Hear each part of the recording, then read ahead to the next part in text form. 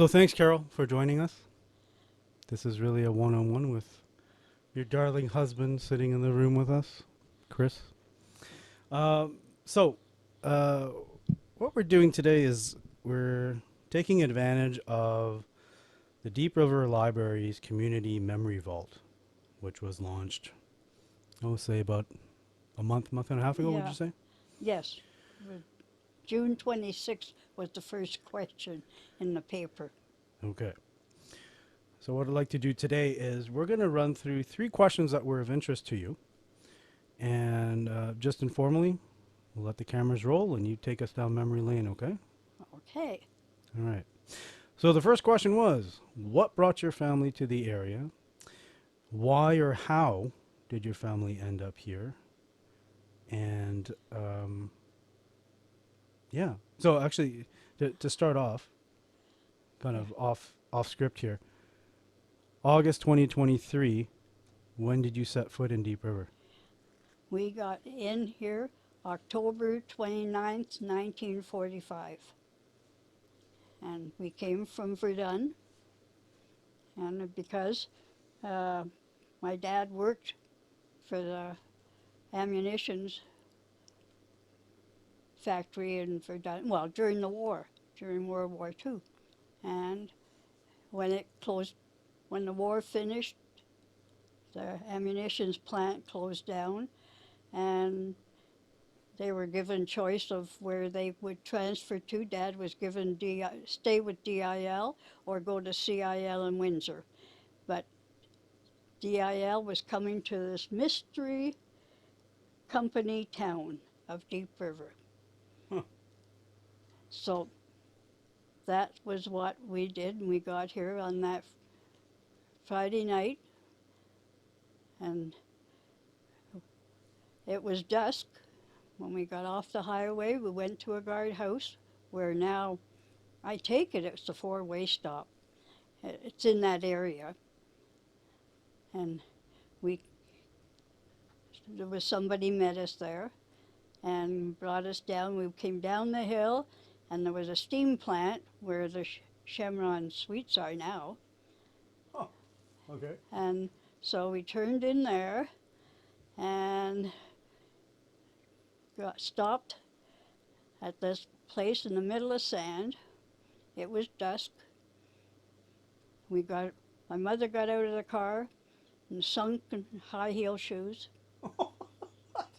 So she was getting back in. She was going back to Verdun, and we laughed about that for years after, because she at that time she was 29, 28. Okay. Anyway, yeah, I was 7. Yeah, Yeah, she I was was gonna ask. So you came here when you were 7. I was 7, Okay. and she was 28, and she lived here till 91. So even after sinking in the sand, she stayed. Okay. Now, how many were you? And what was your? Do you mind me asking? What was your maiden name? Shay, Shay. Okay. yeah. Okay. There was 3 of us, myself, a sister, and a brother. Okay. And then oh, and that was the thing was, when we moved from Verdun, uh, they figured they went on a holiday after they demolished the, Dad was on the demolishing of the plant in Verdun. So we were the last, they were the last people to leave. And so it was, oh, how did we, Now, what was your what was your father's profession or trade that even got him to the spot in he's a millwright foreman. Verdun? Okay. That's what he was. Okay. Nothing, nothing fancy. And how did this opportunity even come about for him to go, to spot A or this mystery Well, spot in Chalk River? well, we come from the Laurentians, and he worked in the mines up there. My mother was born up there. I was born up there. My sister was born up there Eddie was born in Verdun Okay. then. So it was, and everybody, the whole well, the rest didn't know the difference, but we were very glad in the years that Dad chose here instead of Windsor. Okay. I mean, this is going back quite a ways, but like, do you recall your own personal feelings? Was there any kind of apprehension towards the move, or were you young enough where it was like, oh, Oh, this is just another it was adventure? another, I was used to moving back and forth. Okay. My grandparents were in St. Remy, and even when during the war, my grandfather and my aunt used to come and take me back to St. Remy. So I lived a lot in the Laurentians, more than in the city, really. So I was used to back and forth. Huh. It didn't, no, that this was just another endeavor. Huh. I just, no, and I remember all these things, like even even my family surprised that I can go back and I do remember them, Yeah. that what's going on. And then, as I said, we had Halloween was the 31st of October, Okay. and Mom got some old clothes out and dressed the three of us. Dad had to go to work that day, and he took the bus at the four-way stop. Well, the guardhouse was up there. Okay. So at the four-way stop where it is now, there Yes, used to be a that guard station. there was a guardhouse. Okay. And where the Burger King is now, There was nothing, there was nothing. nothing. Okay. The church was the only thing. No, the church and Walker's house was like like the farm. It was a people stayed there overnight Okay. or in traveling. It was a hotel type thing. Huh. It was my uncle. When they came from Blind River at one stage, and he remembers the church, and he remembers staying at Walker's place. And Walker's Well, place. yes, it was called Walker's. Yeah, Across from the dairy, Yeah. yeah. the old Walker's Oh. place. Not the mover, Not the mover, but the one. like was No, Glenn just a Walker gray a house. relation Kevin, of those Kevin Walker? Walker's place. Okay. Oh, interesting. Okay. No. So let's continue painting this picture. So you got to town. Um, can you describe to me where the extremities of the town were at the time?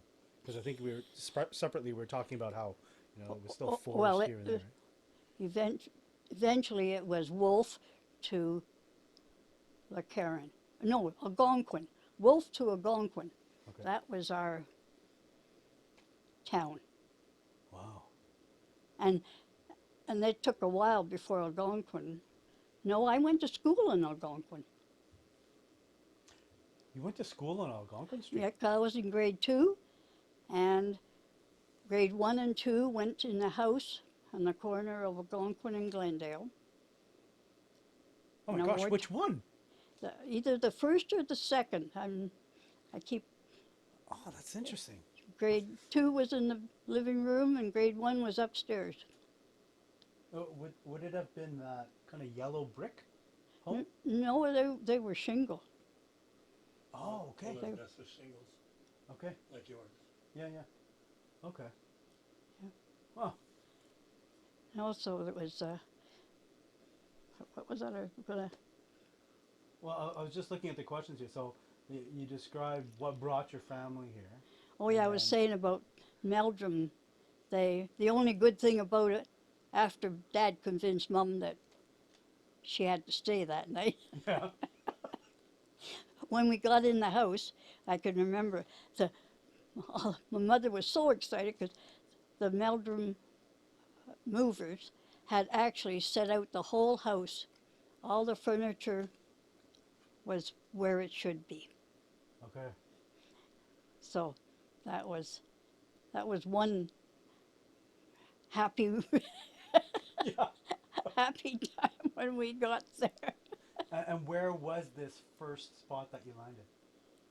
Which At street was it on? 66 Forest. This is the forest place. Yes, it's Oh, only okay. 66. And Dad built the house at 62. It was an empty lot. Oh, okay.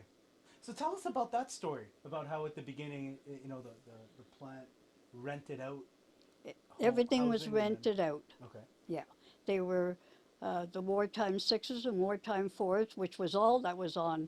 And actually, there was only us and maybe one or two. They were working on them when that first week we were there, bringing in the houses from Nobel on flatbed.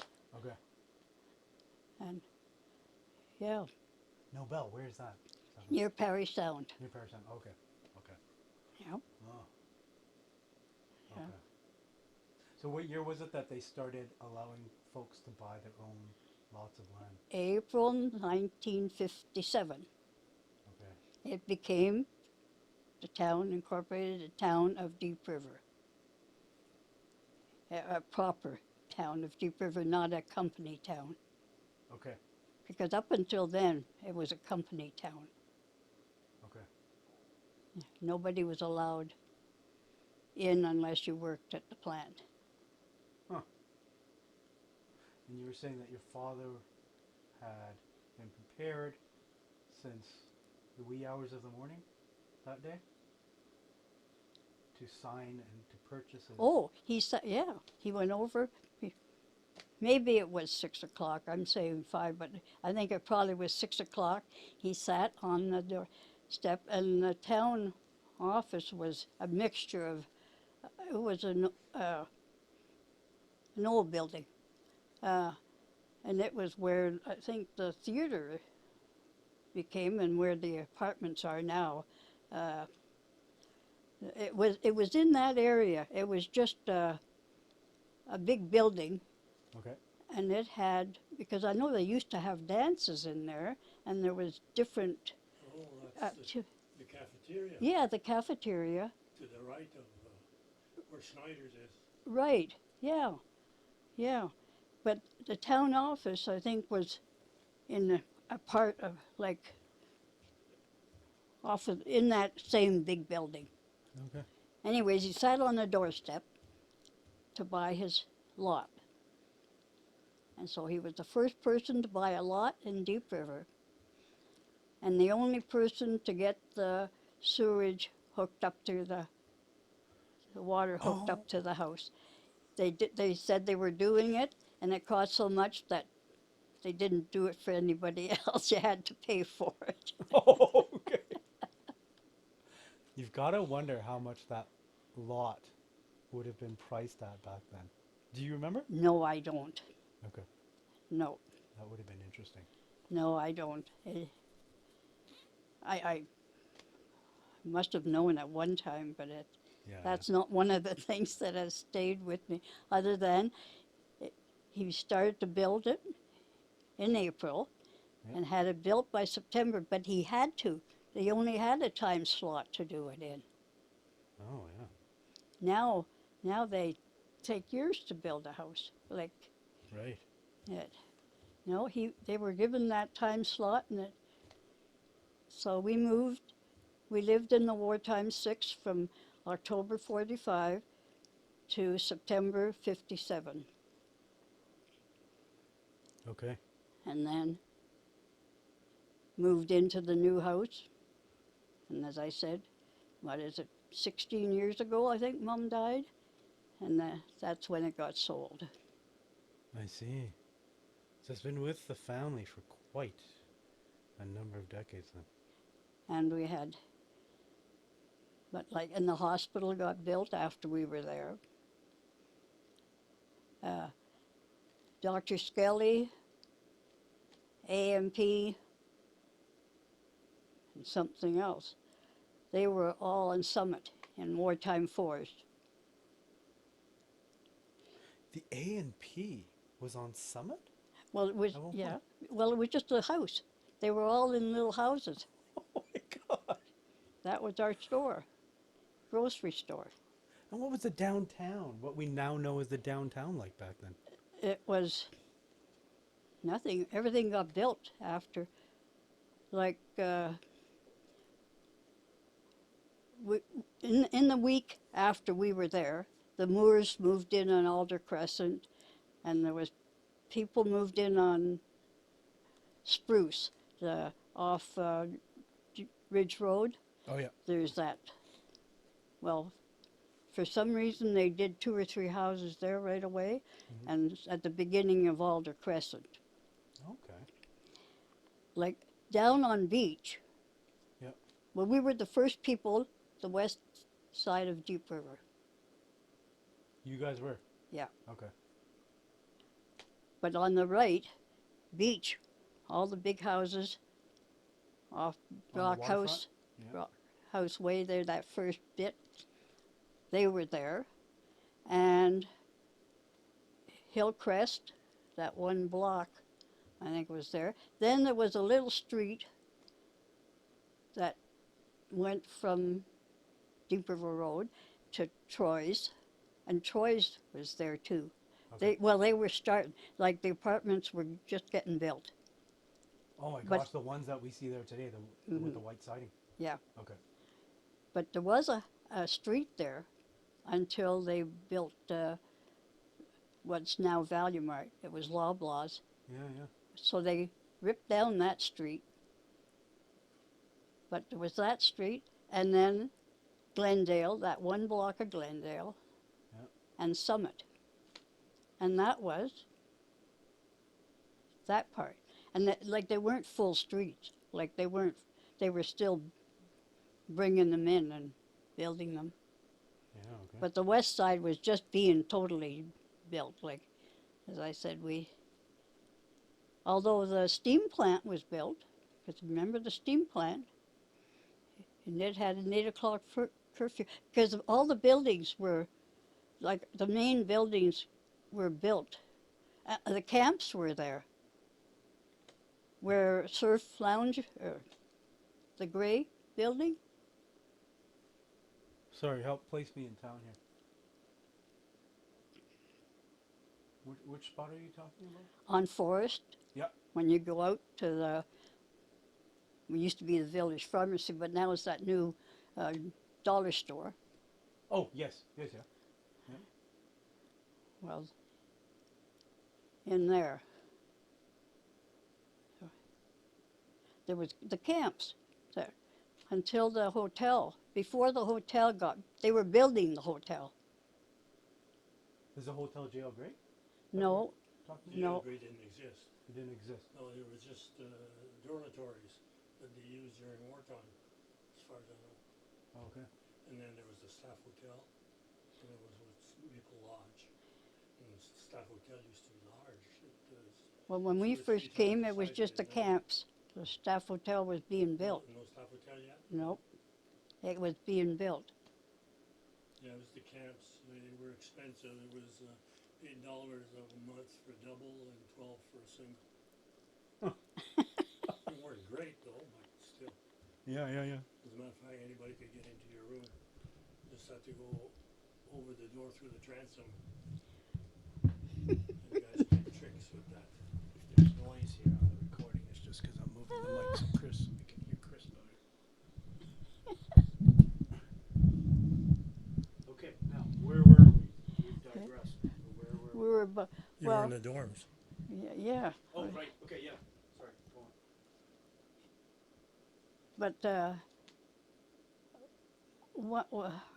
the first neighbor we had at 68 Forest Yeah. was a Mr. Surtees, who was a recreation director before Mr. Cropley. Okay. And in 46, that summer, between the dorms, there was a little bit of a mound. And he showed movies. Oh, no kidding. Outside, you brought your own chair.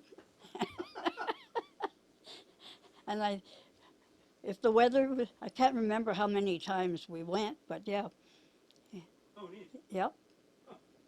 He wasn't there that long, but And then I think Mr. Cropley took over from him right away. Cropley was there when I came. Okay, yeah. So, like, but Mr. Surtees was there 2 or well, they lived next door to us, so it was. And I don't know what he did because.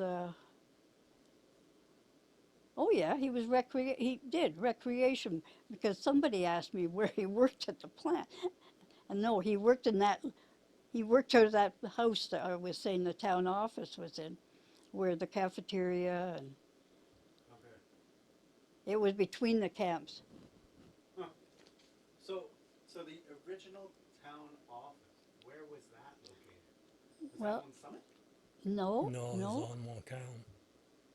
It was Oh. beside the Strand Theatre. Yeah. There was an alleyway, and to the right was the original cafeteria. But by the time I came, they had built one on to the staff hotel Okay. at the far end of the staff hotel. And the meals were 67 cents a meal. Now, I should know this. I should know the answer to this. How did you two meet? And where did you two meet? Here in the river, Okay. Here. and it's my first and second summers, I guess. Here, we were part of a group of young people. As a matter of fact, there was a club, eh? Yes. I don't remember attending very often, but Well, it seems to me there was a club. we had a teen and Teenage. 20. Well, Teen and 20 was called. Yeah. and I was in charge of that for 1 year anyway. A T and 20. Uh-huh. Do tell. What was it about? Just a Just to get together. people Simple as got that. There was music. There was yeah. probably the odd game, Okay. and there was a bit of a dance floor. Okay. It was in where the community center. It used to be the back where there was a theater and there was a library and the stairs went upstairs and Yes. they had I think it was not kindergarten, daycare type thing. I think they had up there at one time. But that's where we had the teen and 20. There was a kitchen off of it, like a kitchenette type thing, so you could have pop and there was a dance floor and we had the music. And And you guys met there. Yeah, we were part of the group, uh-huh. and then later on we segregated. Oh, okay. Now I know this wasn't talked about, but to put you on the spot, Chris Labrie, what brought you to the area? The train as far as North Bay, and then the bus from there. Oh, Yeah, from Kirkland Lake, I took a train, okay, okay. and then in North Bay we had to switch to a bus. I came by bus. I landed right in front of the community center, Oh, and okay. I remember thinking to myself, "I guess I'm good for a couple of years." I didn't know it was going to be a couple of centuries. How did you even hear about the place? Like, what brought you here? Oh, the atomic energy people had come to my high school, and other high schools, but mine in particular, and interviewed us for the jobs. Yeah, they were recruiting big time. A lot of us came. A lot of us came that first 2-3 years, So right out of high school. right out of high school. Yeah. And how did you end up, previous conversations, you ended up in 375. Is that correct? I know. I ended up there, but I actually started in building 456, which I think has been demolished now. Part of it's still there Part of it's still there. at this time. Oh, I spent I must have spent 4 or 5 years there, at least. Yeah, 4 or 5. Then when they built the swimming pool reactor in PDR, I moved over to 145, and I was there for oh gosh, how long was I there? Right up until 1980, I think. Yeah, yeah, 1980. Yes. That's the fall that we went to BC, eh? Hmm. 1980, that's the fall that we went to BC. Right. Right. Yes. First time Paul drove Yeah, a trailer. yeah, Oh, we had a Starcraft trailer. is that the speeding ticket story? With Yeah. Yeah, that's the story. I was sleeping in the back seat, and all of a sudden I realized we were stopping, and goddamn RCMP came over, gave Paul a ticket. It must have taken 3 months before the ticket came through. I thought they'd decided to forget about it, because I remember when he was writing the ticket, I said, "How about the cars that were passing us on this hill? Would they be going slower than us?" He didn't care. Apparently, it was customary for the RCMP there to get Ontarians and Quebecers and anybody but Manitobans. Yeah. Now, so the second question is about housing. But before we move on to that, did you want to, either of you want to touch on anything else with respect to what brought your family to the area, or and how you ended up here? No, other than, as I said, going to school. Remember with Carol Moore and I, Okay. just the two of us. And for some reason, our parents didn't want us to go in front of the camps or through the camps. So we used to have to go around the steam plant, go down Summit, and then go down to Glendale for the, I don't know why, but that's how we went to school. Oh. I mean, there must have been a reason why they wanted us to do that.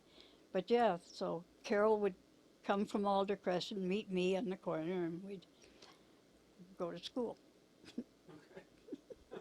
So and then we were the first class into Cawcroft. Then that September, okay, 46, yeah, 46, yeah, September 46, we went into Cawcroft. They just finished building Cawcroft. We were one of the first classes in Cawcroft. When you came to town, how many households do you figure were already here when you arrived? Well, other than like the east side would have had, like as I say, that part of Beach, Hillcrest, that street that, forget the name of it, Glendale and Summit. Yeah. That was it. So we're talking, what would it be, like 200 people? Maybe. Yeah, I'm afraid that's before my time, so I couldn't guess. Sounds about right, though. A couple hundred people Well, to get the place started. and they were all young family. I think 40 was the oldest age. Okay. Huh. That was one of the comments. I can remember that being, Notable. hmm Yeah. like Dr. Lawrence. They came from Montreal North. Like they had a AC, well, DIL, I think it was called at the time. They had offices in Montreal North, like Dr. Lawrence, Cockcroft, I forget who, there was others. Oh, I don't know whether Dr. Lewis was in Montreal. I think he was. Some came from England, Oh, but they all lived on Beach. okay. That's what the ones that came from up there. Now, in the past, I've heard of, as far as uh, societal classes, the Chalk River versus Deep River thing. But within Deep River, were there areas of town that, you understood, oh, these are just for the professionals, or these are just for the tradespeople, or was it pretty even? Well, kind of. Like that's what the east side, they did have, I think. They did? Yeah. Well, ECL had another rule too that was more encompassing than that. If you weren't a professional, You didn't you get a didn't house. get a house. You didn't get a house. Oh, it was black and In white back. 1960, when we married, we moved to Pembroke Oh, right off the bat. Mm-hmm. Yeah, oh my goodness. had no choice. Managed to come back because the fella had a basement apartment. He had just lost his tenant, and so it was available. Went to see him, and after we spoke for a while, he was glad to have us there. We were glad to get there. It was pretty nice. It was right across from the Deep River Motel. Not the house right on the Right on the corner corner. of. Oh no, Cemetery Road, the second house in from. Oh, you are referring to the Deep River Motel on the highway. Yes, Yeah. yes. Oh, way up there. Oh, By then it had been That's- built, got built up along the highway. okay. Okay. Oh, I didn't know that. Yeah. No house for the wicked. The, you know, in the dairy, Yeah. they started in Chalk River. The Blimkeys started at home in Chalk River when Deep River started up. Yeah. And I wasn't too long, well, a year or two in, they built the dairy on the highway here. Okay. And you had milk delivery. Oh. In the wintertime, you had to make sure you brought it in because it froze. Lynn himself delivered, didn't he? Oh, yes, it was themselves, it was the family. And the Cochrane or Cochranes. Yeah, yes, they did. Well, that was there, but at the very beginning, it was strictly the family. Because we went, for some reason, Dad went and fixed a couple of things for them. So we'd go to the house, like it was in the house and sort of a barn type thing, right on Main Street in Chalk River. Chalk River. That's where he started a dairy. Huh. Yep. That was around the mid 50s, I guess, that it burnt, eh? Oh, yeah, they Chalk, had Ri- these, yeah. Chalk Yeah. River, yeah, it burnt onto the ground. Hmm. That's when they decided to build here. Right, Oh, that's what prompted it. right. And we're talking about the whistle stop. Well, Yeah. Mrs. McConaughey started, and it was in her back shed. If you had anything used, clothing, it was mostly clothing or bedding and blanket type thing. Yeah. But you took it there, and if you needed anything, you went to her, and she ran that until her shed got too small. And so, and I don't know who, but they rented a place, or somebody donated a place on Josie Lane. Just, Up the hill bit. yeah. Mhm. And from there, the town got, well, groups got involved. Yeah. And then the whistle stop developed. Now, from the get-go, was the whistle stop born out of an idea to benefit the hospital, or was it? No, that must be the group from that took it on. Oh, okay.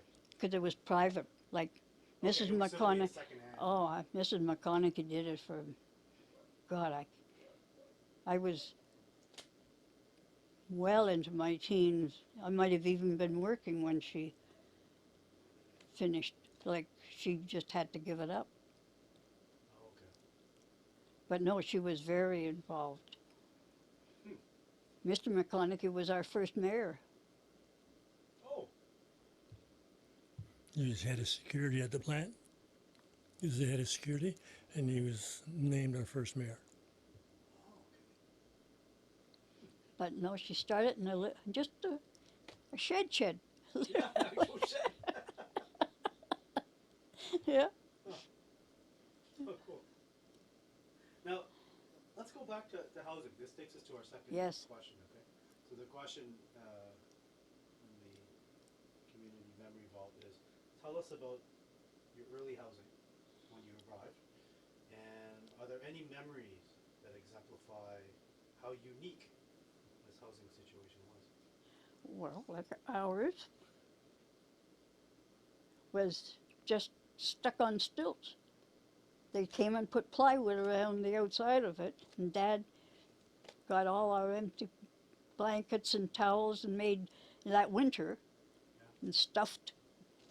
Yeah, I was the oldest, so I was the one that helped them underneath there and stuffed it as much as they could for the winter. Oh, like crawling under in the crawl space. Yeah, Oh my gosh. yeah, Okay. because it was nothing. And we still were in sand until the next year, until the spring.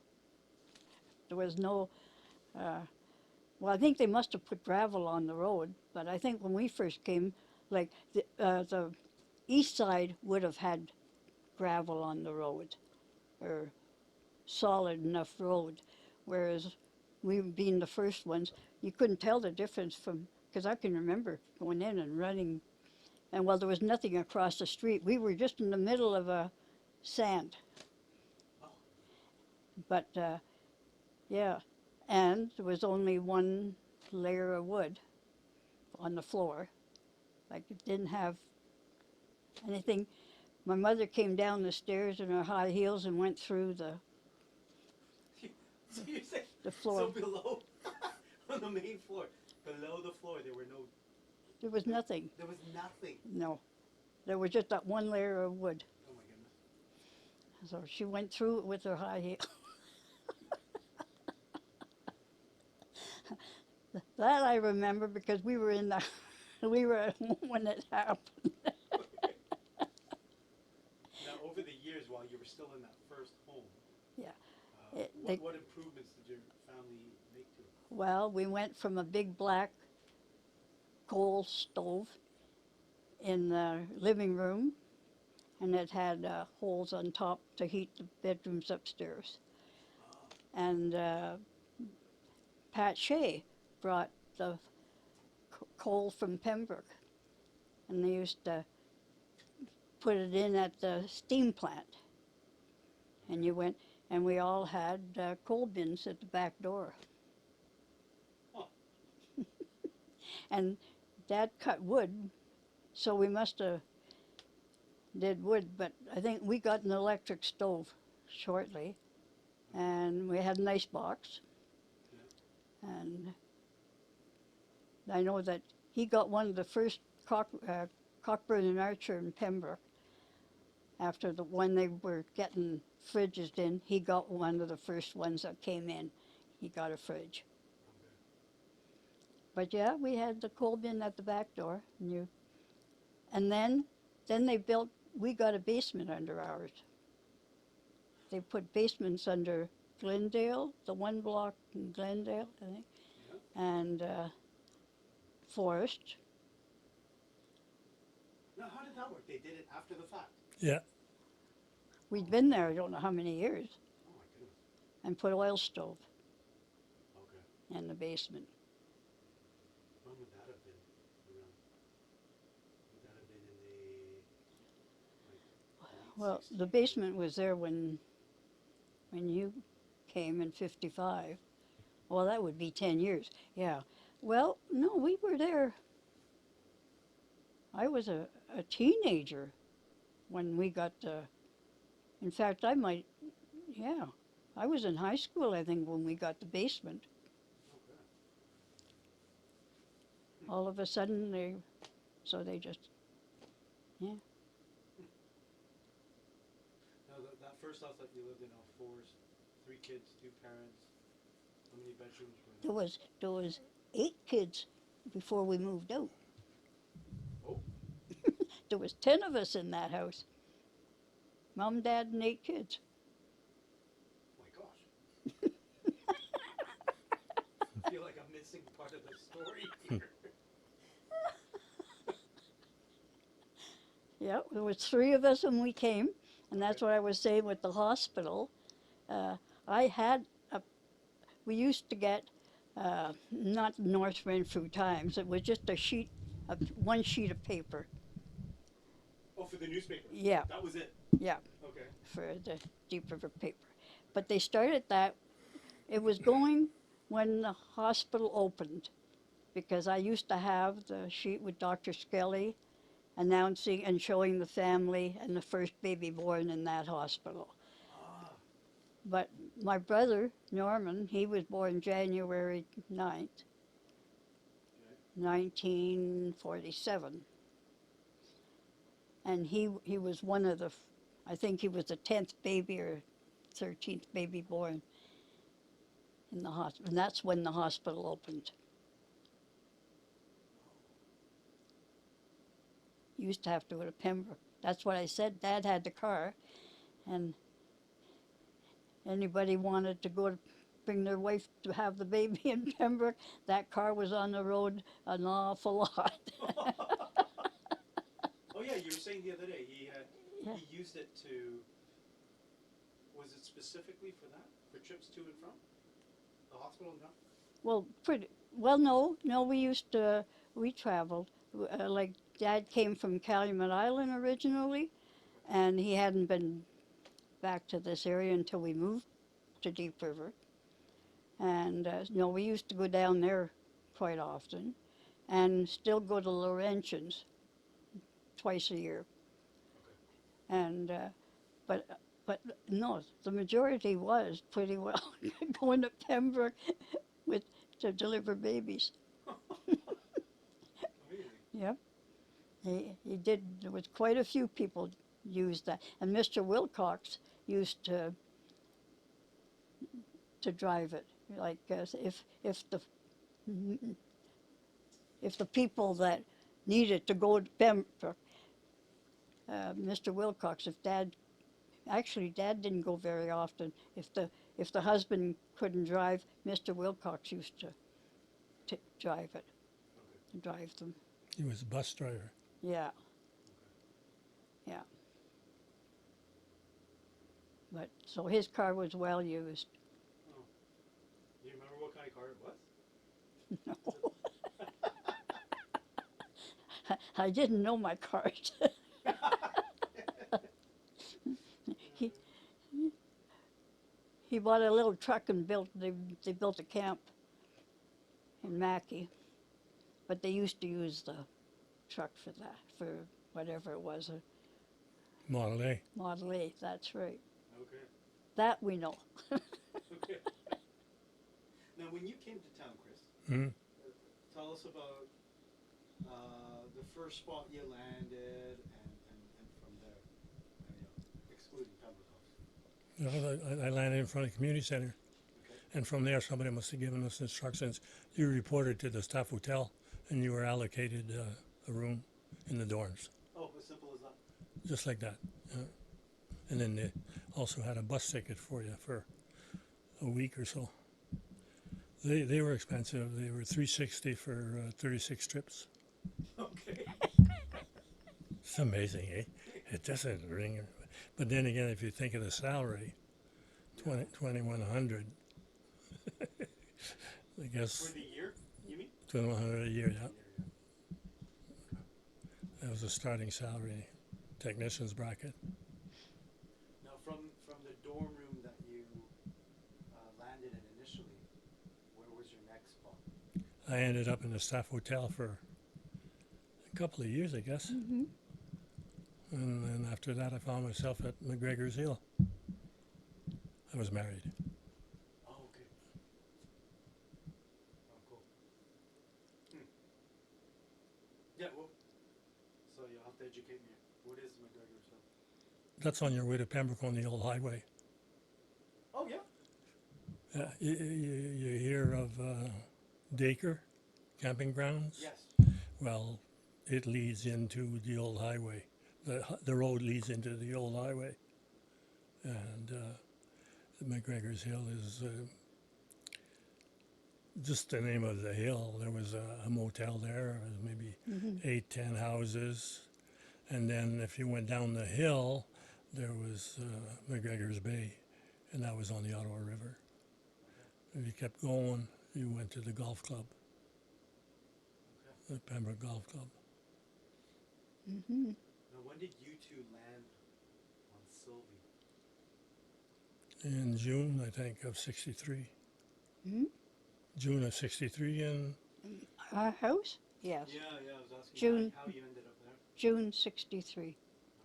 And you were not the first occupants of the home. No, third. we were the third. Third already at that point. Yeah. Okay. But yeah, 63 and 55. That Christmas, across the street, the houses had been just built that year, and that summer, Huh. B3s had Yeah. just been built, and that was it. These weren't. There was nothing else. Oh my goodness. And it was the same thing. It was sand only. It had snowed enough that way. But it was our boss in 227 that had the Christmas party for us. Okay. The home that you're in now, in those, you mentioned War 4, War 6. Like, what type of home is It's called a B3. a B3? Hmm. Yeah. So it's been known as right from the beginning. It's always been called that. In the old days, I don't know. Maybe a lot of people now wouldn't know. They just say it's a house. Yeah. Yes, yes. Uh, Oh, no. So as far as, to answer the question, how did your family's housing change with time? We covered the ice box, the Yeah. coal bucket at the back of the home, Yes. finally getting a basement. When you moved here, did that home already have a basement? Yeah, Yes. Okay. yeah, and an oil furnace, modern oil Modern. furnace. Okay. That just happened. It used to be, they called it an octopus. That's what we had in the wartime 6. And that's supposedly what the B3s had too. Yeah, And but Chomniacs had gotten a new oil yeah, furnace. a modern oil furnace. Yeah. Like the octopus took the whole basement. You had to find. It was Just a for the ductwork runs? For the ductwork. it Yeah, was a big pipe for each. yeah, they were 10 Yeah. inch, 10, 12-inch ducts for crying out loud. Yeah. Well, in But there was no fan. It was all gravity fed. So I guess that was the reason for the large, in the wartime large 6, ductwork. like the wartime Oops. 6, that's all you could do. Like Mom did get her washing machine put downstairs, but that's all we ever had, a Ringer washing machine. And but you didn't play down in the basement. You couldn't do anything really. It was all these pipes. Oh my gosh. Huh. I'm just looking up this.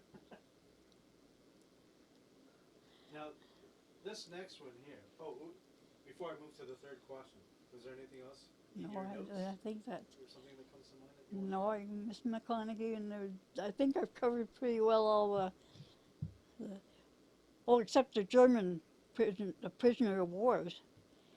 Oh, They, you they didn't talk about that at all. What no, story there? they lived. Well, some of them were, Hill Park, where the lumber, Yep. well, that was a camp, and there was camps there that they were in, Oh, and that first summer, they were washing our windows, and doing cleanup jobs around before they put the lawn in, and I know Monica and I were upstairs, and so we said something to the guy, and he said something to us, and we couldn't understand him. oh, So we go running downstairs, and Mom says, "Oh, they're in another country or something." My mother still spoke French, by the way, at the time, okay. and anyway, but she went out, and it was a hot day. She went out with a jug full of water, and that's why I'm saying that really they were so pleased. I don't know if nobody else did this, but so Yeah, so there was 3 or 4 of them. They doing the windows and doing some yard work. Yeah. Anyway, she went out with the and between her French and their German, they managed to get, understand. And then Center Lake, it's Army now. It's between Chalk River and we used to go there for picnics and that at when they closed the camp down. Yeah. But now it's on Petawawa Army territory Yeah. because I see the name every now and then. They talk about Center Lake, but there was a big camp there of war prisoners. Wow. Didn't know that. Now the woodworking shop where it's now, that was that that building was that the original building, or did they build the woodworking shop afterwards? No, actually, Oh, they took some no, down. That that's building was larger than what it is now. yeah. Okay. So That's that was the camp. That was part of the camp. That there well, used to there be. was four of them, I think, Is it 4? 5. Yeah, there was more, and actually then Crawley McCracken's, they put a little restaurant, not a restaurant, just where you could go and buy peanuts and chocolate bars and ice cream. Oh yeah, And yeah. so we just, from our place, you just go up the hill and Yeah. we could get it. Hmm. And the bears would come in because that was a dump. Our dump was there in Hill Park. Hill, Oh. that was a dump. That's the original dump. No, The original dump. The root. So is the hill there because it's just? the hill Side was hill? there. No, the hill was there. It Oh. always went down. Oh, okay. You see, Deep River, you come off the highway, Yep. you go down one, I forget how many thousand of years when the ice went down, and then we go down another one down to the beach, like our, down to the beach. Yep.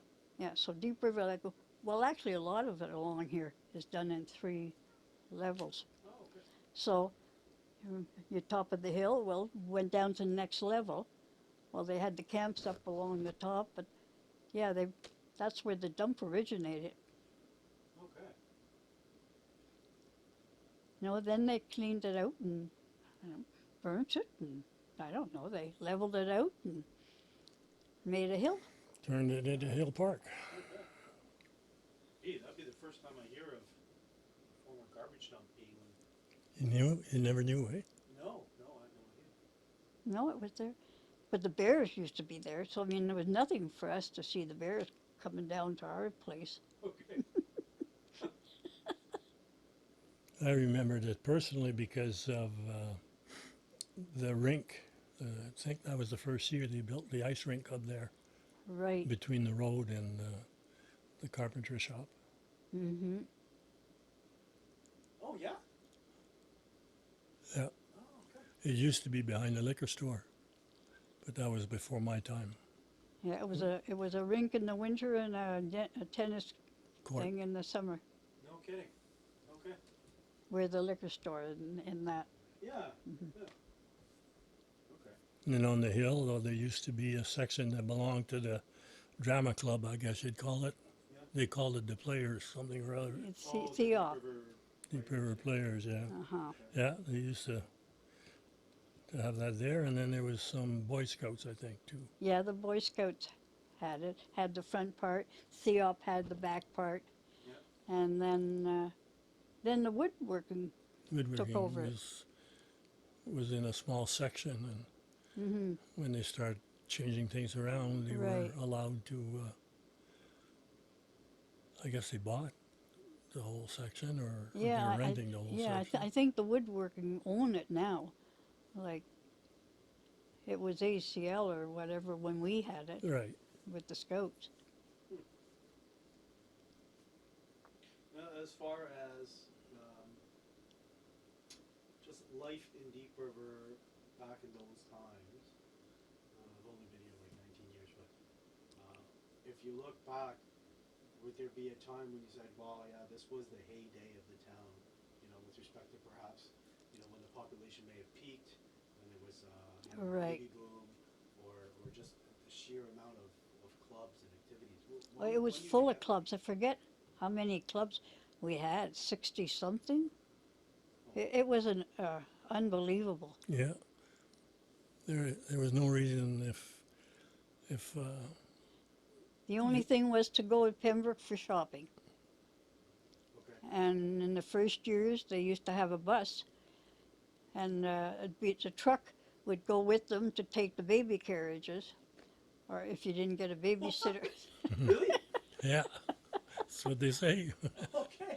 Yep, yep. The first. Do you recall the first grocery store that you frequented? A&, You mentioned Loblaws, but prior to that, there was. no, it was A&P, and it's where Giant Tiger is now. Okay. It was, before that burnt down in between there. Yep. Well, yeah, A&P was there, and then they built their own. When the hospital, that's where the hospital was where the A&P is. The new A&P. Oh, okay. That's that Lawrence that, Hall building. that's where the old hospital was. Yeah. Oh, okay. So when did they build the one on Banting then? Well, Dad died 76. It'd be 74, maybe. That sounds about right. 73, Yeah. 74. Cause I don't know whether it was there 2 years when he went in, or, but it was in that vicinity. Yeah. Okay, so the A&P was the first to hit the town then. Yeah. At one time, weren't there up to 3 grocery stores in town? Yeah, IGA was on the highway, Okay. and What Red building and were White. they in? And Red and White was where, not Everett, but it's for sale now. Yes, the former blue building where the, oh my gosh, what was it called? Esselman's place you're talking about? Esselman's. No, That's what was that someone? that's what she's talking about. Yeah, Okay, that was Red and White. okay. Or That was- no, IGA, I guess, in Red and White. Yeah, and then IGA. I can't remember which way it was. One. Are you referring to the building that they recently demolished that used to be next to the church on the highway? Like No. where the trees just No, been that struck by lightning? no, that's a gas station, and was a gas station. Oh, at the time you It was a gas station when I came. Okay. Yep. So you are talking about the Esselman. Oh yes, on where the Bear's Den is, Yes. on that side Yes. there. Okay. Well, Red and White was there, but IGA was. It was a big store. Red and White wasn't a big store, but IGA was a good sized store. Okay. Yeah. And it was Holly's ran that. I think my first store, unless I'm mistaken, was Ritter's clothing store. Yes. Men's clothing store. Oh, I'm almost positive I went and bought a couple of outfits. was that in the what we now know as the strip mall area? Yeah. Yeah. Okay. Yeah. Can't think exactly where it was now. I'm trying to think of. Which stores are There there? was the jeweler. Yeah, we used to have a jeweler too. We had in that two same mall. jewelers. We Well, had we- Cummings on AMP, where the AMP used to be there, in that place that burnt down. Yeah. Well, there was jewelers there, but then the original one was in that that mall on Champlain. Okay. Yeah, there was that, and the ladies' wear for Ritters, men's wear for Ritters, Flax shoe store. Yeah, that was all there when I came. Liquor store too, I guess. Liquor store, and then the jewelers. Yeah. And where was the movie theater? Where the Strand Apartments are. Okay. That was the movie theater. Okay. They turned it into. But a before place. that, it was in the community center, that basement, that piece at the back that I was Yeah. telling you about.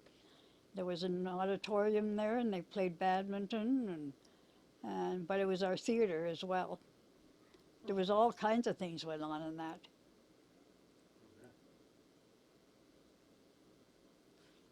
let's talk about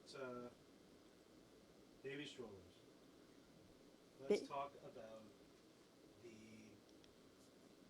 third question that's of interest to you here. Question being, um, are there any memories in your family about giving birth in the area in the early days? And where were the babies born? And can you remember anyone in the community who helped pregnant mothers and or their babies? Well, yes, but I think this Mrs. McConaughey, like there what like some of the women they did, like well, we Dr. Renton came for the plant. He worked at the plant, but when they built the duplexes across from our house on Forest, it was a transient place. The people would come in and stay for 6 months a year, while they were getting a bigger, better house built. Okay. While they were doing that, and they would move on. Oh, But so those units were consistently used for that purpose. that's right. Oh, Yeah, Meridians lived there. I babysat for Meridians. I raised the three of their kids, I think. Yeah, I started at 12 years old, and when I was working at 17, I was still babysitting. Although I stopped, I think, no, the first year, yeah, at Meridians, that was the last time I did. And then who was it on? But yeah, I had Doug Breckens uh, and Al Harriet. And even after I started working, Al Harriet and I worked together in our ex. And I was still babysitting oh my goodness. when he'd be stuck. Yeah. Oh.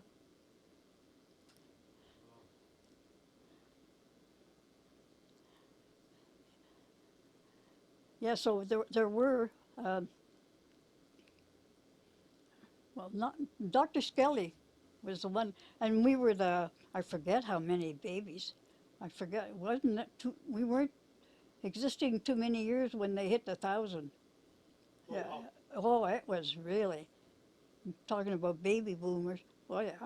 Like, and 47 was when the hospital started. Well, there was quite a few born before that. They went to Pembroke. Okay. But no, Dr. Skelly was here when we first came here. He was here in the wartime floor on Summit. That was his office. Okay. He was a doctor at the plant. No, Dr. Skelly was here. Oh, just dedicated for. That was the first. He was the main doctor. Mm-hmm. He delivered how many? Well, God. Well, that's what I mean. I used to have all that information and I misplaced it and I don't know. No, they hit 1,000. We weren't here that many years when we hit 1,000. Well, he delivered most of them, I imagine. Yeah, yeah. Then we got a Dr. Williamson. He lived across the street too until he got a better house. And my sister always ran. She was high strung. She was a little bit of everything. Anyway, but I can remember him Dr. Williams coming out and say, "For goodness sakes, take her hand and make her walk." Oh. used to bother him, seeing her go streaming.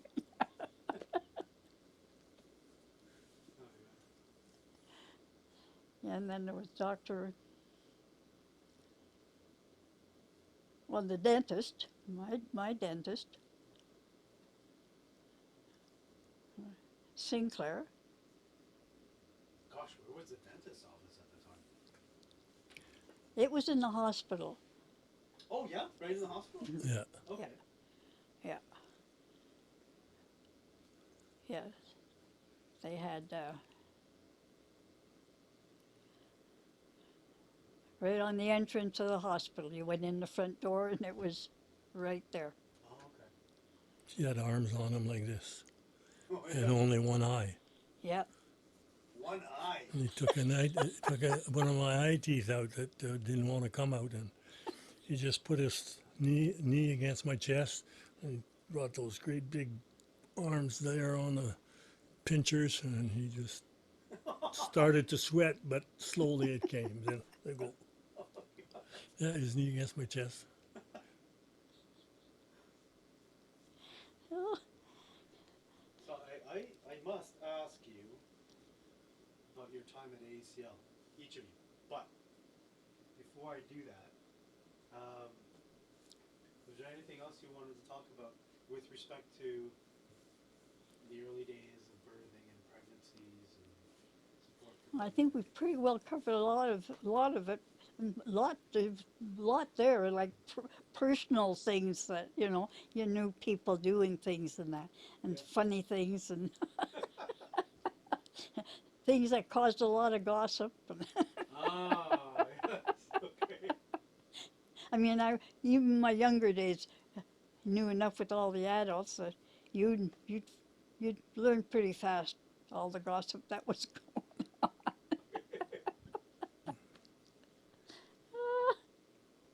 So, this is off topic with respect to the questions. Who knows whether the library will have, this is one of the questions in the future. Oh, and in fact, I believe for today, with today's issue of the NRT, we haven't covered their question. No, I didn't. I read it, but it really didn't. I didn't think it was that important to me. Okay. Um, so the town Deep River is inextricably tied to the plant operations. So maybe I'll start with you, Chris. Yeah, it's true. We can go a long ways here, but tell me about things that you look back and you find that are notable in at Chalk River. What different roles did you have there? And if you could share some anecdotes, what would some of them be? I'd kind of drawn a line through it. Oh, I just don't think about it very much, I guess. So, not very much appears to be real clear to me. But it was a good place for me, though. I was glad I got there because if I would have stayed up north there, my chances are I would have been underground in a mine in order to make a decent living, and not a very nice place to be. So when they offered me a job here, and they told me that I'd be making $2,100 a year, which, although it's little, at the time was pretty good for around where we lived. And on top of that, they offered me 3 weeks holidays and 3 weeks sick leave right off the bat. oh wow. So I couldn't refuse that. So I took them up on it. Now, what branch did you start out with? The division was reactor physics, research, and development. It was headed by Dr. Lawrence. You must have heard of Dr. Lawrence.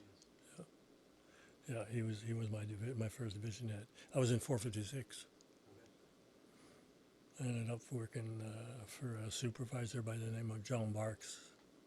He actually lived, when we moved where we are now, he was already across the street and one down. He was number 7. Oh, okay. On Sylvie. On Yeah. Sylvia here, yeah. Okay. Yeah, Yeah. yeah. So I worked with him till he retired in 1972. Okay. So when he retired, I ended up with a guy by the name of Vanderchuck. And then in 1980, I moved over to 375. Okay. And I finished there. Retired in 93. So I'd been there 13 years. It was pretty good. Yeah. It was in metallurgy, so there was a lot of interesting stuff. Okay. Well, how did you get to the plant, Carol? How did I get to the plant? Mm-hmm. By pull, I think. No, that I didn't want. No, Oh. no. I after grade 12, I actually wanted to go to be a teacher, but applied up in North Bay to find out that I had to be 18. I was too young. So, anyways, I went to Pembroke, took special commercial at the convent. Grey Sisters used to have an actual commercial course. Oh, So I went there, and the same thing. It was Doug Austin came from ACL to interview you, and I said I didn't want to work in here. I wanted to go somewhere. okay. And anyways, Doug Austin hires me and says, "You're hired." I says, "Well, I didn't apply." He says, "You're hired." Ooh.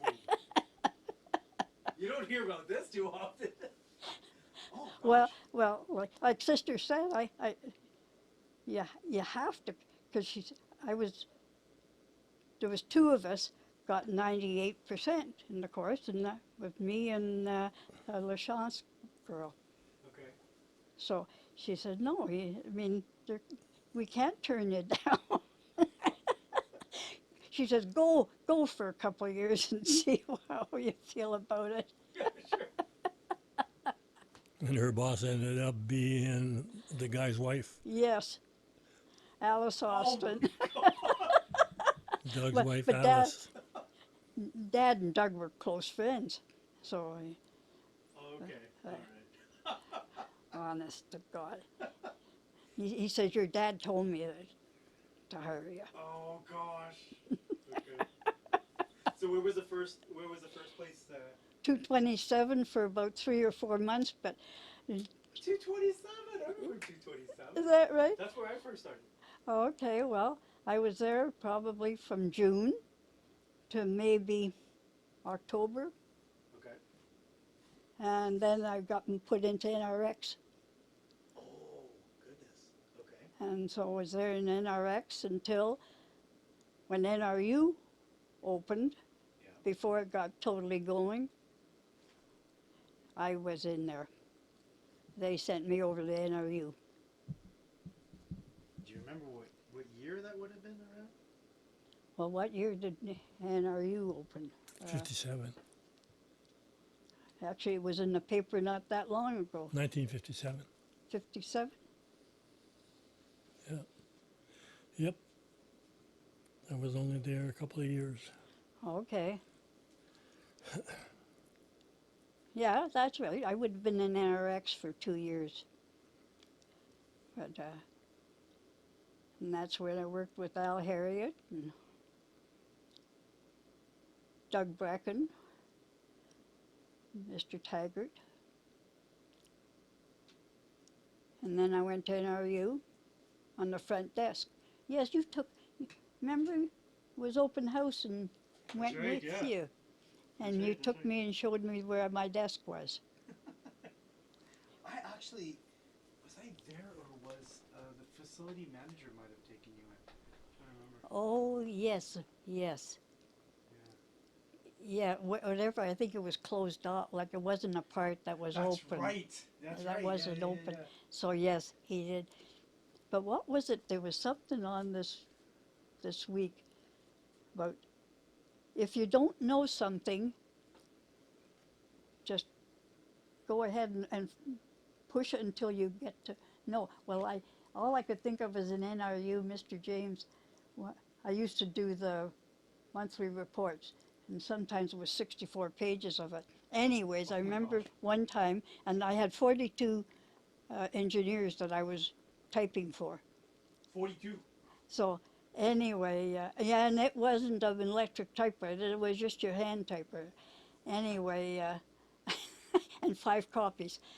But, Oh no. Oh my oh gosh. yeah, That's oh a yeah. lot of typing. But that's why sometimes I'd have 2 mistakes. That's all. I was okay. I was good at typing. Anyway, but I remember one time I was questioning something.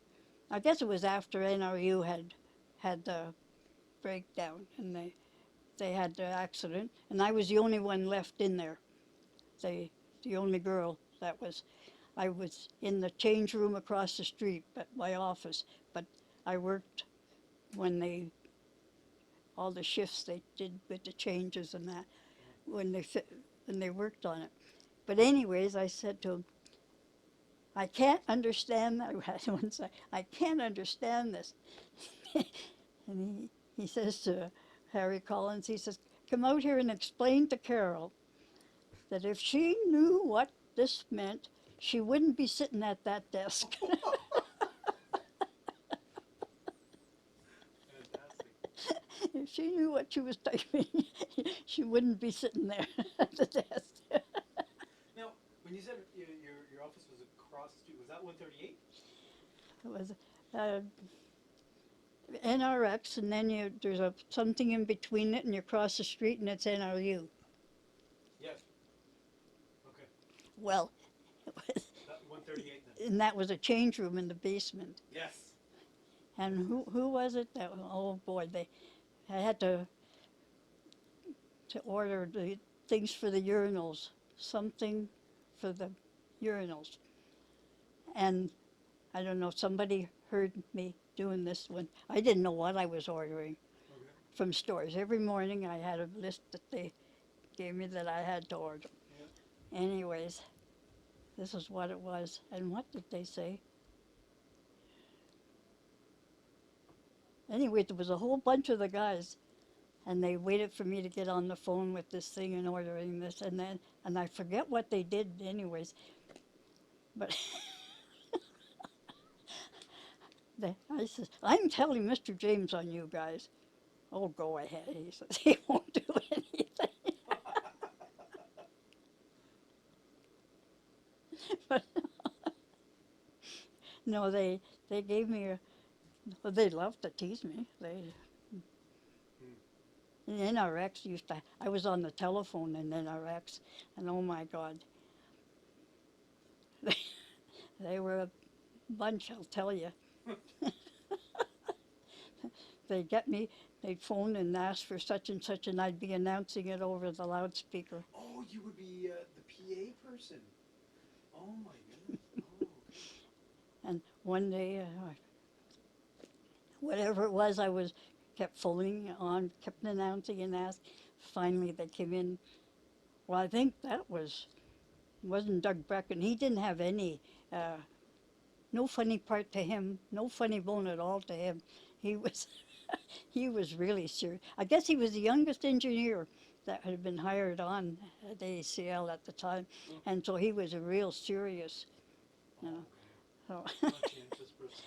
so, oh, he was upset. I guess the guys did get in a bit of trouble that time. He's the brother of the Brecken that owns Tim Hortons. Oh, The grandfather, isn't he? The grandfather of Shen's? Doug Brecken? Yeah? I think he's You're saying he's the grandfather, not the father?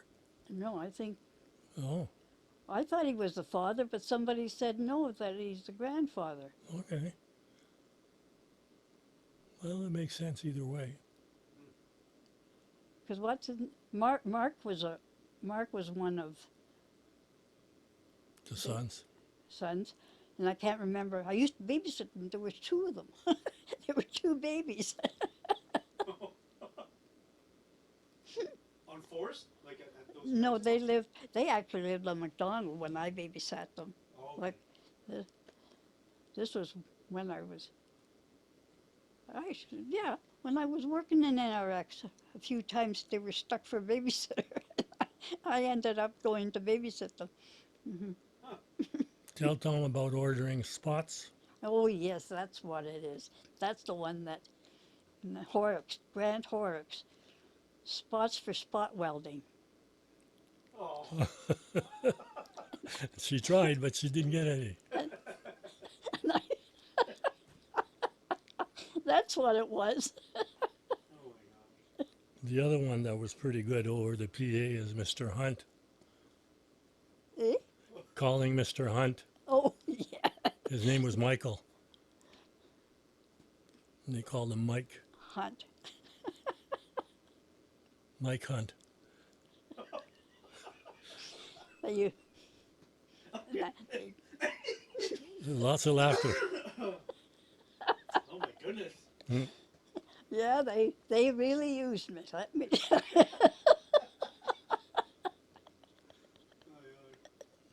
So 227, then NRX, then NRU. Did you retire from NRU? Yeah. What year was that? No, when we got married. I quit when we got married. Oh, okay. No, yeah, after Christmas that year. Okay. And then it was 25 years between volunteering for nothing at the church to actually getting paid. I was there 20. I was there 25 years. Oh my goodness. And you even didn't you even help out at the bowling alley? The bowling alley. Yeah. Yes, I was on Congress for that. Okay. Yeah, for many years. And I was a brownie leader for 20 some years. Hmm. And I belonged to the hospital auxiliary. I was treasurer for a couple of years. Father Quinn, being on ministerial, got a treasurer for the North Brantford Family Services, and Carol had to do the work. He came home and he says, they nominated me for treasurer. And I said, oh my goodness, isn't that great? He says, yeah, because he said, you're going to do it. So I was treasurer for 2 years. Okay. Yeah. Now, a lot of different things. It was, Yeah. Can you think of other groups that you were involved with over the years? oh, Obviously, many of the years. Brownies, the church. I've been CWL since 1960. Yeah. Oh, And what is CW? well, it's a church group, but like it's when we had bazaars and suppers and Oh yeah. but with the church though, when I worked, I used to do the suppers at Stonecliff because Oh. they took charge of Stonecliff Parish. Okay. They cut down on priests, and we were in charge of, and so that was one of the jobs was to organize with the help of the women in the parish at Stonecliff. But yeah, that was every year we had. That was an ordeal. That was work. But who was it? We're talking about. Oh, um, Miss Rumans, Helena Rumans. Yeah. Went out for coffee. She takes me and her mum out, and telling her about the parish cemetery. Mm. She didn't know there was such a thing. Anyway, so anyway, she's going to go back up. But I said now, well, we did. Nobody, there was no records. Like there was records of this, that, and group things, but where anybody. Anyways, there was myself and I think it was Mike Dumanoir and another guy. Anyways, the three of us had took that graveyard apart and found out Oh. what was what, and found that there were places that they could bury because it was closed, except for people that had bought plots. And when you bought a plot up there, it was for 8 burials. You could bury What? 8 Eight? people in them. And so, like some, it was only used 2 or 3. This is what it was. Like 2 or 3 had been used, maybe 3 or 4, but the rest were still empty. Okay. So there were quite a few, except the one that poor Jimmy. He was a young lad that worked for us, and somebody passed away. It was a welfare thing. And Father said, well, we'll bury him in so-and-so's plot, seeing as you guys found all these plots. Anyway, Jimmy digging the hole to bury him, Oh. and hits the casket. Oh gosh. Anyway, but then we also did, Earl Flanker and I did the Mackey State. Mackey has a graveyard too, Okay. and it was the same thing. So he and I did that one. That was interesting too because that one had really had no. You didn't know anything. Like find a cross here, find a stick there. Anyways, well, Trudeau's grandmother, yeah, is buried at this old one here. Oh. That's what I was telling Mrs. Ruman, and she says, "Oh," but I says, "I know there used to be something that said it, and I don't know whether they came and dug her up or what, but well, a few years ago now, I went looking and couldn't find her. But, but I know I know she's behind the tree up in that corner. But there's no sign there saying it, and there was. Because it was down in anyway. Yeah. Oh my God.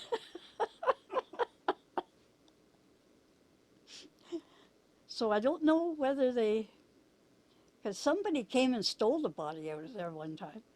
That one. Oh come on. Oh yeah, no. Um, I was going to work in the morning, and I did see a pile of sand. And when I went in, I said to Father, I said, "Gee," I said, "somebody did." It was the old where Mrs. Elliott was. Was there is, and he said, "says What are you digging up in there for?" And so he said, "I guess we're going to find out." Anyways, we found the hole. Phoned the police, and I don't know whatever came of it, but yeah, something was dug up. So I don't know whether that's where Mrs. whether that's what, but whatever it was illegal. Like it was somebody had dug it up over through the night, but it was up in the same place. But Mackey Station, that was quite a job, the two of us. I think it took us a week. He'd come and pick me up. And I'd 2 or 3 hours, like not the whole day, but we could go up in 2 or 3 hours. Yeah, What was the objective? Was it just to get a handle on get who was who there. was buried there? Yeah, and make the records. Bring the like. There was all kinds of papers written, like saying so and so had been buried. Like we knew pretty well who was buried, Okay. but there was no rhyme or reason for any of it. It was just a hodgepodge.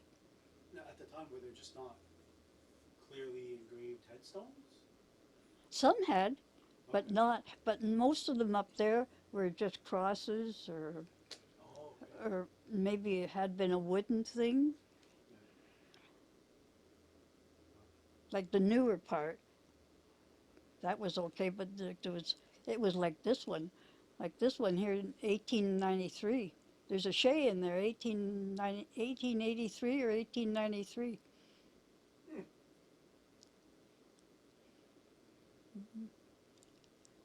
And he's got a tombstone. And supposedly it was brought from out west, one of from the United States, south of Manitoba, a state there, Oh, like Montana. not Montana. Hmm. Hmm. Uh, what's on? I think it Just bear with me.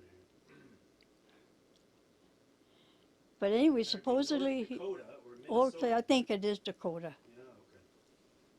North Dakota. But supposedly he's in a cement box or something. Whatever they buried him, they said he's probably still there.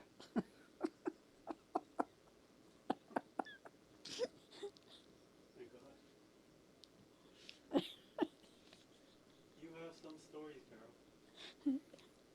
Well, Dad cleaned his grave.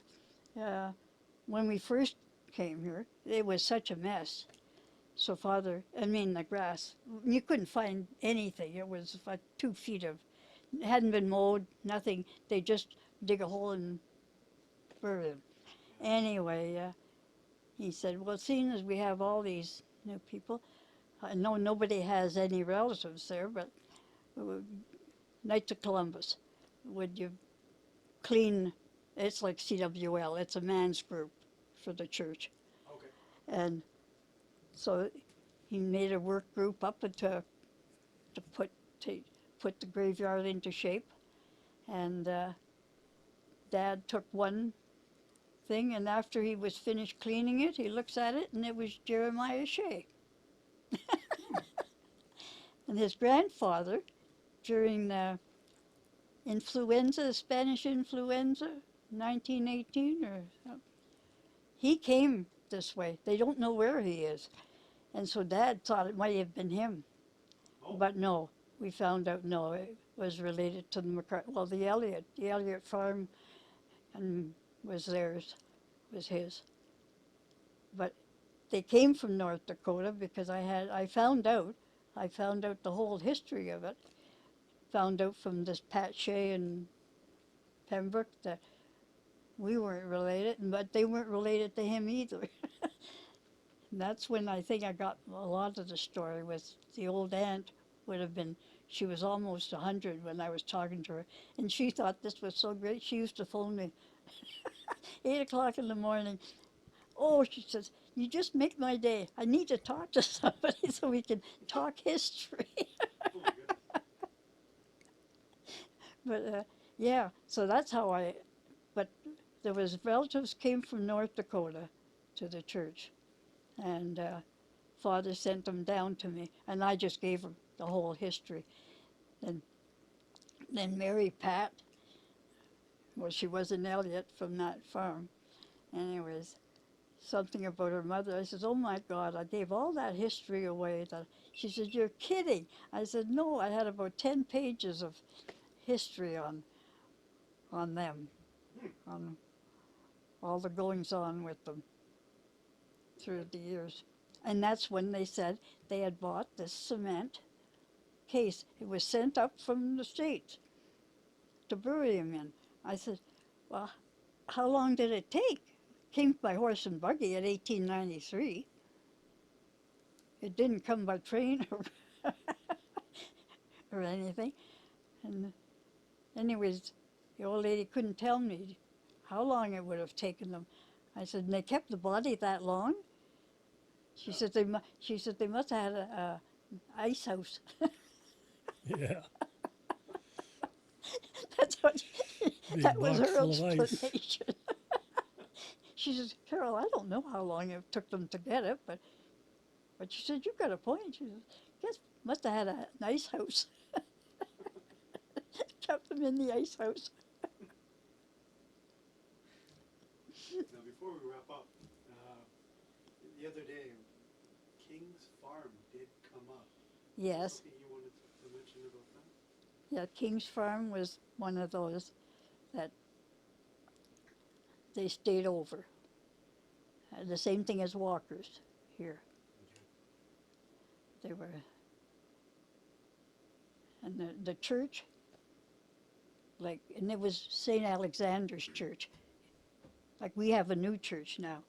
It was closer to the golf course, Okay. the old one. Also, the one that's currently adjacent to the golf course replaced the old one? Yeah. They built the new one and then ripped down the old one. Okay. Same parish though? Well, yeah, well, they changed the name to Our Lady of Good Counsel. It used to be St. Alexander's. Oh, okay. Okay. Hmm. Yeah, as part of our activities, teenage activities, we went there. Yeah, Father Harrington used to oversee. youth group type. Yeah, Hmm. Okay. it was It was closer to the golf course than right, the right at the present fence, church. really. I think it was might have been 10 feet between the golf course property and the church. Yeah, And then they had a big priest's house as well. that's right too. Yeah, yeah, and they tore that down.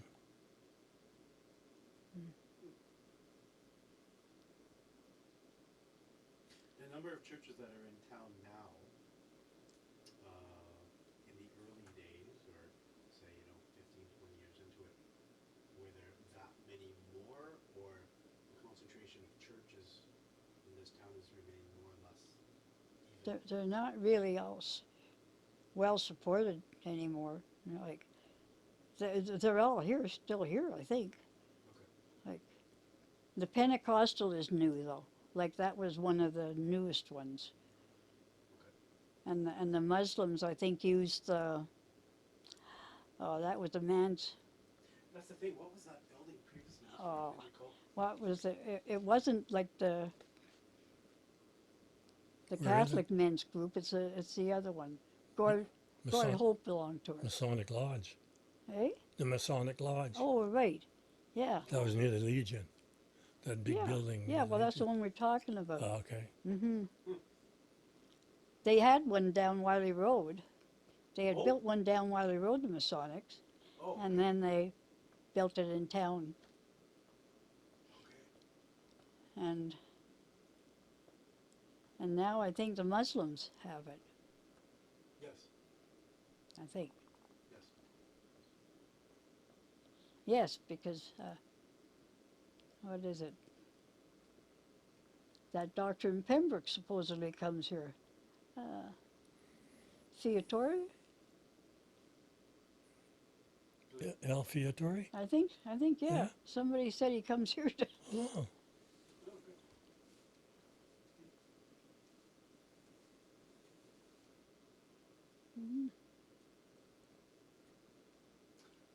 Well, Boy. any last sentiments, Carol, for this session? Well, I thank you very much for it. Oh, my It's- God. Well, thank you. It's been It's been an honor. it's been good. If this project through the library has any follow-up questions for you, can we get in touch with you? If What's the some best way are, to reach you? if some hit my fancy, like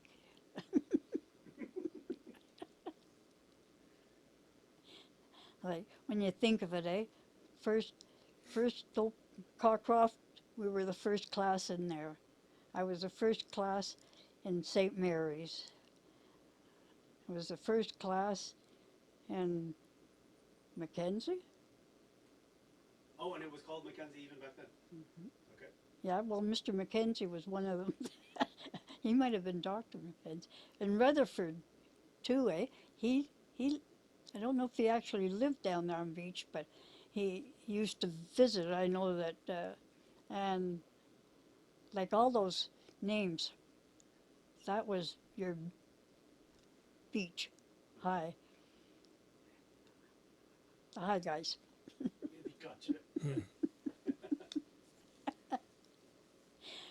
But yeah, and the only picture when it was just 4 rooms, eh? The high school, Mackenzie was only 4 rooms. We didn't even have an auditorium. Oh, my goodness. And it only went to I had grade 9 and 10 at St. Mary's. Oh, it went up that high at the time? Yeah, and then Cockcroft, I guess when the kids got, at first they didn't have it, but when grade 11 was the top class to go into Cockcroft, or Mackenzie. Like, when we got to 11, Cockcroft ended up having 9 and 10. Oh. Only the one group. The one group that they were building Mackenzie, I guess, at the time. So Cockcroft did put 9 and 10 because they used to have to go to Pembroke for high school. Oh, okay. And as I said, 1 and 2 were in the house here, but from 3 to 8 went to Chalk River to school when we first came here. There simply was not that capacity here in town, or what was the reason for Well, they were just building the schools. There was nothing here, like Okay. just the houses. I see. So, and Chalk River had a big school. It's where the Lions Club is now. Oh. It was a well, it was a 3 story, I think. It was a big square thing. Yeah. And yeah, so grade 3 to 8 in Deep River went to Chalk River, and then high school was. But then, but it was four. And Dad took a picture of Monica and I sitting, I think, on a hydrant outside of. And that picture, in fact, I came across it. It's in the 40-year thing of high school. Uh, but it's been in the Deep River paper. It was the only picture taken of the school when it was first made. So that picture has been all around with Monica. And like now, with the computers, you can erase. So they could have erased. But Monica and I are in that picture. At home, how many? Did you keep a lot of old photos at home? I've been throwing them out. Oh no. Okay. But I should look again. Like I gave a lot, because I used to have some of the construction ones Oh wow. of the Carcroft when they were building Carcroft. Yeah. And but yeah, but you know, Pontecorvo, the spy we had, No. oh, that goes back. Well, my grade 3, first year at Carcroft, I was in grade 3, and at Christmas there was Carol Moore, Jill Pontecorvo, Michael Beatty, and I were put into grade 4. Anyways, but Jill Pontecorvo, his dad, was, well, he is a spy. I mean, I think he's passed away now. Joan Melvin actually talked to Jill. He's an engineer now, too. Well, he's my age. And I think he's might be dead, too. But, uh, but she did get to meet him. She was over, they were, they had come out to, oh, where, was it Korea she went to? She was somewhere that they were able to come out. They were Russian. Yeah. He lived on Alder Crescent. He's supposed to be really bright too, but the bugger defected Uh-huh. at a fairly crucial time. The spy in Alder Crescent. Yeah. That Yeah. Joan Melvin that Carol talks about, her husband was an engineer at the plant. She wrote a book about the plant in Deep River. Oh. Yeah. So I'm sure the library can have some material from there. No, the library should still have it. Oh, yeah. I had it. In fact, I had a signed copy because I helped her. Oh. And Okay. and she had signed, and I don't know, I gave a pile of stuff to Larry. He was doing something, and he never gave it back to me. And George Martin bought one at the library, and that's what it was that book. But Joan Melvin actually was was good. I mean, she did a lot of work for it, but she didn't meet Jill, and I guess his dad. I don't know whether his dad had passed away or he was in a home. He was well, but but Jill was still. Now might be 15 years ago now, 20 years ago, because he was still Jill was still working, but I mean, at 70 or 65, I guess he still. But yes, but he had come out of Russia, and she got to meet him. But yeah, the four of us went from grade 3 to grade 4, the first year at Cockcroft.